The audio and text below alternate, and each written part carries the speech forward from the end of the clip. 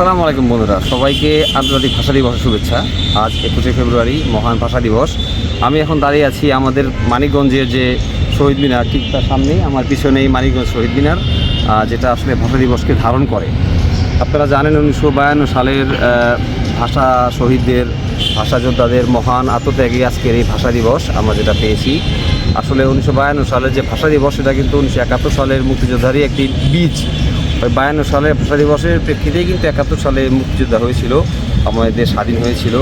আসলে আমাদেরকে এই একটি দিন পালন করলে হবে না, আমাদের আসলে এই দিনটিকে ধারণ করতে হবে। আমাদের প্রতিদিনের চলাফেরা, কার্যক্রম, আমাদের আচার আচরণ, এই 52টাকে আসলে ধারণ করতে হবে আমাদের জীবনের মধ্যে। আমরা আসলে এই দিন থেকেই শিক্ষা নিব, কীভাবে নমনীয় হতে হয়, কীভাবে দেশের জন্য জীবন দিতে হয়, কীভাবে আত্মত্যাগ করতে হয়।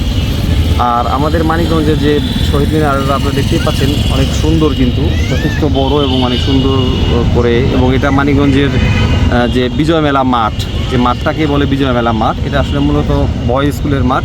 সেই বিজয় মেলা মাঠের দক্ষিণ পশ্চিম কোণে অবস্থিত।